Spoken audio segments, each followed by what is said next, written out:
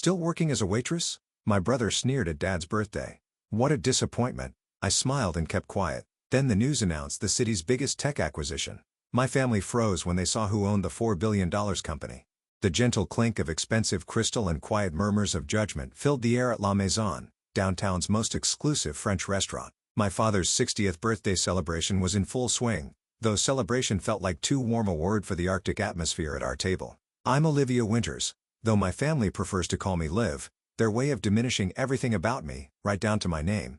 At 29, I'm the youngest of 3 children and, according to family consensus, the only failure in a long line of winter success stories. I adjusted my simple black blazer purchased from a department store, a fact my sister Catherine had already pointed out twice, and took another sip of water. Around me, my family was dressed in their finest, designer labels, luxury watches, and enough diamonds to finance a small country. Live, darling. My mother Margaret's voice dripped with practiced concern. Are you sure you don't want wine? Your father's treating.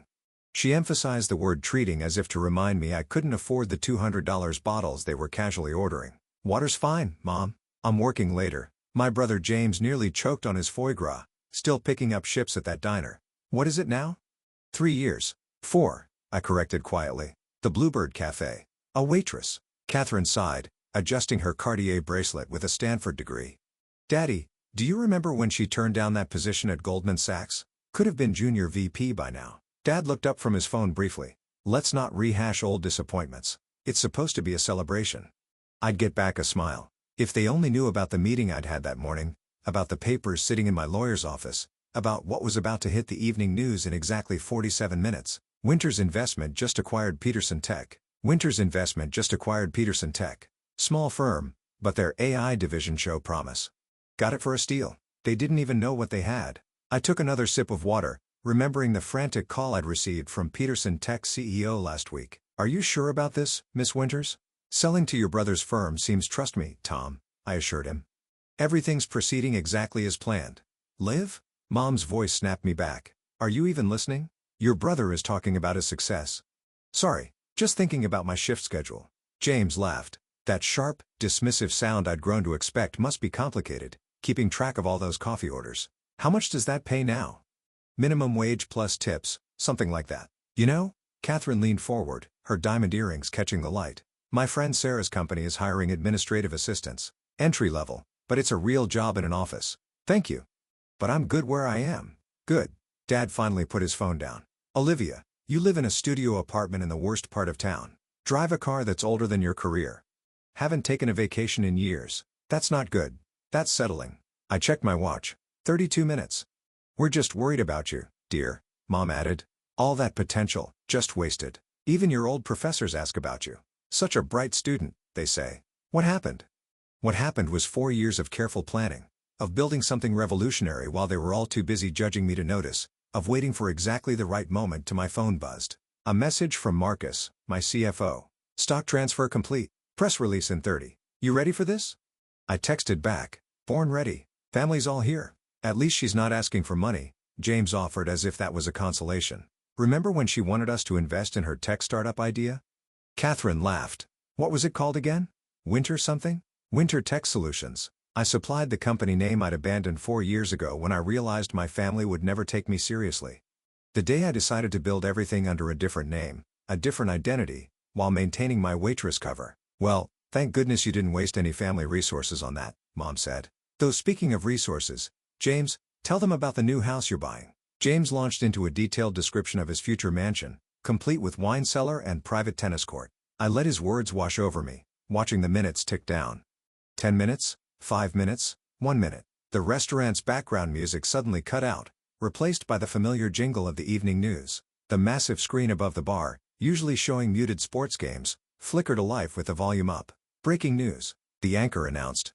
In what's being called the largest tech acquisition in the city's history, mysterious company Phoenix Digital has just revealed its ownership of 12 major tech firms, including Peterson Tech. James's fork clattered against his plate. What? The combined value of these acquisitions exceeds $4 billion, the anchor continued. And in a surprising revelation, Phoenix Digital's founder and CEO has been announced as my family's faces turned toward the screen in perfect synchronization just in time to see my corporate headshot appear. Olivia Winters, who reportedly built her tech empire in secret while working as a waitress at a local cafe. The silence that fell over our table was absolute. Mom's wineglass froze halfway to her lips. Dad's phone slipped from his fingers. Catherine's perfect composure cracked like fine china.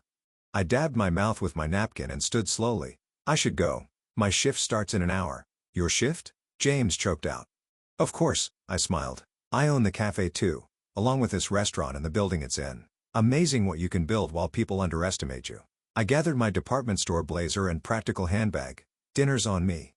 Order whatever you want. After all, I paused at the table's edge, savoring the moment. I can afford it. As I walked toward the door, I could hear the whispers starting. Could feel the ripple of recognition spreading through the restaurant as other diners connected the news announcement to the scene they just witnessed. My phone buzzed again.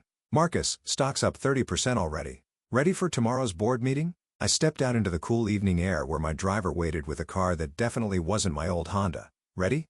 I texted back. And Marcus, make sure the boardroom has a good view of my brother's office building. The one I just bought. Because sometimes the best revenge isn't proving people wrong. It's letting them discover exactly how wrong they've been all along. And this was just the beginning. The morning after my father's birthday dinner, I sat in my real office, not the small locker room at the Bluebird Cafe, but the entire top floor of the Phoenix Digital headquarters downtown.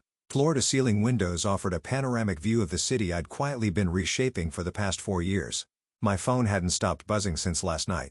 47 missed calls from James, 32 from Catherine, 65 from Dad, 51 from Mom, and exactly 248 text messages, each one more desperate than the last. I scrolled through them while sipping my morning coffee. The same cheap diner blend I'd grown to love during my waitress years. Old habits die hard. James, Olivia, we need to talk. This is insane. Mom, darling, please call us. We're worried. Catherine. Oh, and he live. Why didn't you tell me? I've been trying to reach Sarah about that assistant job. Dad, family emergency meeting. 9 a.m. The firm. Be there. I checked my watch. 8:57 a.m. They'd be gathering now in the Winners Investment Partners conference room, probably expecting me to come running at their summons like I used to. Instead, I turned to my laptop and opened the video conference app. At exactly 9 a.m., I sent them a link. My phone rang immediately. What is this? James's voice was tight with barely controlled rage. If you want to meet, we'll do it my way, I replied calmly. Click the link. One by one, their faces appeared on my screen. Dad at the head of their conference table, looking older than he had last night. Mom beside him, eyes red-rimmed like she hadn't slept. James pacing behind them, and Catherine perched on the edge of her seat, perfectly manicured nails drumming against the mahogany. Why aren't you here in person? Dan demanded. I leaned back in my chair, letting them see the city skyline behind me. I have 3 other meetings this morning. This seemed more efficient. Efficient? James exploded. You've been lying to us for years, playing some twisted game, pretending to be a waitress while building a multi-billion-dollar tech empire I supplied, and I never lied. You just never asked the right questions. Olivia, Mom started, her voice wobbling. We just don't understand. Why did you let us treat you like a failure? I finished for her. Like someone beneath you? That's exactly why. I pulled up a document on my screen and shared it. This is a transcript from the family dinner 3 years ago when James announced his promotion to CEO. Would you like me to read your exact words, Dad? He paled slightly. That's not necessary. Thank God James stepped up. I read anyway. He understands what it takes to succeed in this business, unlike some people who just don't have the stomach for real power. Catherine shifted uncomfortably. That was a long time ago. 2 months ago, I continued, switching documents. At Cousin Sarah's wedding, James told everyone I was finding myself through menial labor. Last Christmas, Catherine suggested I might qualify for low-income housing assistance. And just last night, you all sat there assuming I couldn't afford a meal at a restaurant I own. We were worried about you, Mom protested. No, I said quietly. You were comfortable with me failing. It made you feel better about yourselves. I pulled up another document, this one showing a list of acquisitions and their values. While you were pitying me, I was building something extraordinary, not through family connections or inherited privilege, but through actual innovation and hard work. James snorted. Is that supposed to impress us? Anyone can get lucky with a few tech deals. 12 major acquisitions. I cut in. All prime tech firms. Total portfolio value as of this morning, $4,700,000,000 and yes, I smiled slightly. That includes Peterson Tech, the company you thought you were acquiring. The color drained from James' face. That's impossible. We had a deal. You had a front row seat to a lesson in due diligence, I corrected. Tom Peterson was working for me the entire time. You were so busy looking down your nose at the waitress that you never bothered to check who really owned his company's patents. Dad leaned forward, and I recognized the look in his eyes. It was the same one he used to give potential business partners, calculating, measuring, looking for an angle. Olivia, he said, his voice taking on that smooth deal-maker tone, clearly we've underestimated you. But now that we know what you've built, we can work together. Merge Phoenix Digital with Winter's investment, combine our resources. No. The word hung in the air like a thunderclap. What do you mean no? Catherine asked incredulous. I mean, no. I'm not interested in a merger or a partnership or whatever scheme you're already cooking up to get control of what I built. We're family, Mom pleaded. Family. I laughed softly. Yesterday, I was the embarrassment you've had to explain at parties. Today, I'm family? I pulled up one final document. This is today's schedule for the Winter's investment building. Your lease expires in 60 days. I won't be renewing it. You can't do that. James shot to his feet. That's been our headquarters for 30 years. Actually, I can. And I am. Consider it a reminder of what happens when you judge people based on appearances. I checked my watch. Now, if you'll excuse me, I have a meeting with the governor about making our city the next major tech hub, a real meeting in person. Olivia. Wait. Dad started, but I was already reaching for the disconnect button. Oh, and James, I added, clean out your office by the end of the month. Some of us waitresses might need to mop the floors. I ended the call and sat back, letting out a long breath.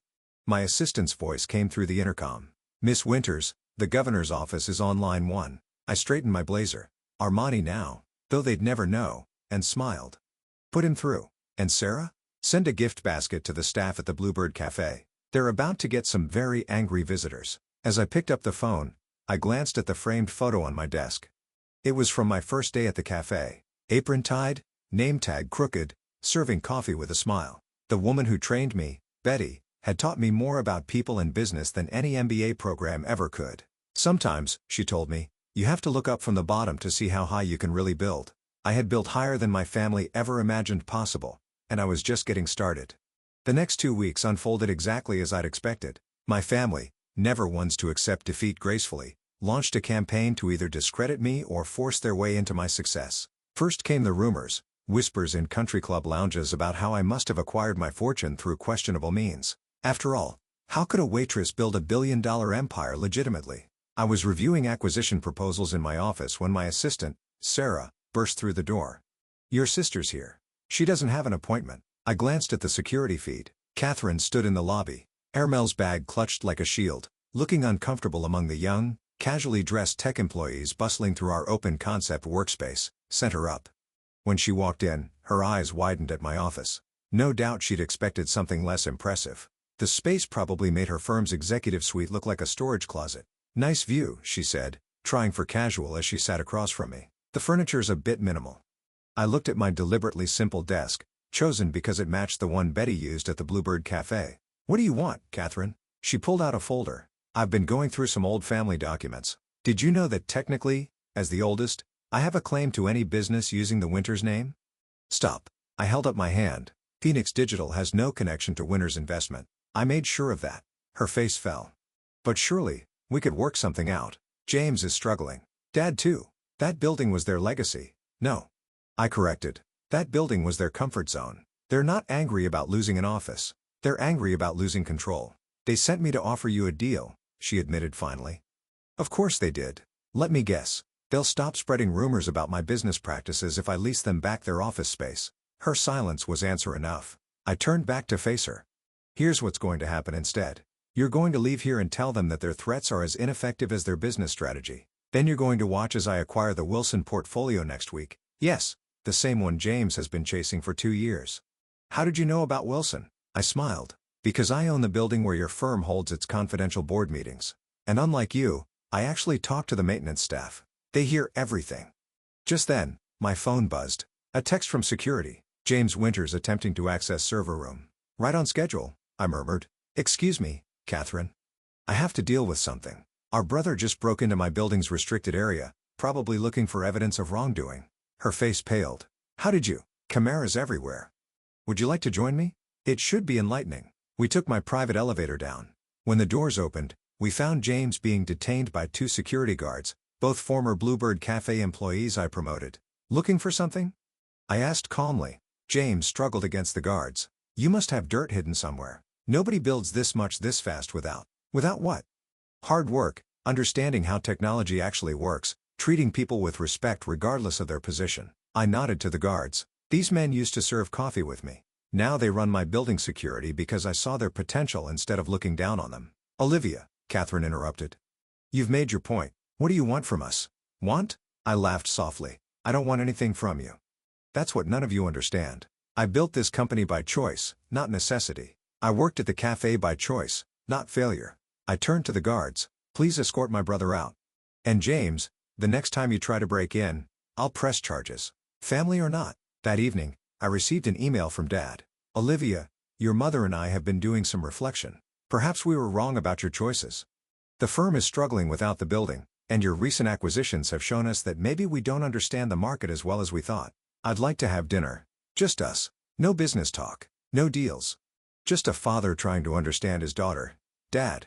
I stared at the message for a long time, remembering all the dinners where they looked through me, all the times they dismissed my ideas, all the moments they chose prestige over understanding. Finally, I replied, Dad, dinner is fine, but not at. Meet me at the Bluebird Cafe. It's where the real work happens, where real people build real things. If you want to understand me, start by understanding them. Come alone. No, James. No, Catherine. No hidden agendas. Olivia. The next evening, I sat in my usual booth at the Bluebird, nursing a cup of coffee. The door chimed and Dad walked in, looking completely out of place in his bespoke suit. The regular customers, workers ending their shifts, students with laptops, families on budgets, looked up briefly before returning to their meals. Dad slid into the booth, clearly uncomfortable. Interesting choice of venue. This is where I learned my most valuable lessons about business, I said. Not at Stanford, not at the firm. Here, listening to people who actually build things. He picked up the laminated menu, probably the first non-fine dining menu he touched in decades. I don't understand why you did it this way. Why not just tell us? Would you have listened? Or would you have tried to control it, shape it into your version of success? He was quiet for a long moment. We thought we were protecting you. No, I said firmly. You thought you were protecting your image of what success should look like. You never asked what I wanted to build. Betty came over, still working the evening shift by choice, though she now owned shares in both the cafe and Phoenix Digital. The usual, Olivia? She asked with a warm smile. Thanks, Betty. How's Michael doing at MIT? Top of his class, she beamed. Those scholarships you arranged really helped. After she left, Dad stared at me. You know their names, their stories. I know everyone's names, their stories, their potential. That's why I succeeded where you and James failed. You see buildings as assets. I see them as communities. Dad looked around the cafe with new eyes, finally seeing what I'd seen years ago. Teach me, he said suddenly. I raised an eyebrow. Teach you what? Not about business, not about real estate. Teach me how to see what you see. For the first time in years, I heard genuine humility in his voice. Okay, I said slowly, but we start from the ground up literally. Tomorrow morning, 5 a.m. Meet me at the Bluebird. Wear comfortable shoes. What are we doing at 5 a.m.? I smiled. Making coffee, serving people, learning that success isn't just about what you own. It's about what you build and who you build it with. As we finished our coffee, I noticed Betty bringing over a piece of pie, my usual end of shift order. Add his to my tab, Dad said quickly, reaching for his wallet. No need, Petty replied. Olivia owns the place, has for 3 years. Never changed a thing except to make sure we all had health insurance and a stake in the business. Dad set down his fork, finally understanding. I hadn't just built buildings, I built relationships, trust, and communities. I'm sorry, he said quietly, for not seeing you. Really seeing you. I know, I replied. That's why tomorrow we start with open eyes. As we left the cafe, Dad looked up at the skyline. My skyline. You know, he said thoughtfully, I never really looked up from my office until now. I smiled. Sometimes you have to start at the bottom to truly understand the view from the top. The next morning, when Dad arrived at the Bluebird at 5 a.m., he found me already there at my old apron, helping Betty open for the day. The look of surprise on his face was priceless, but the lesson was clear. True power isn't about titles or corner offices. It's about understanding every level of what you build, respecting everyone who helps build it, and never forgetting where you started. Even now, years later, I still keep my old Bluebird Cafe apron hanging in my office, not as a reminder of where I came from, but as a reminder of who I really am. Someone who built success from the ground up.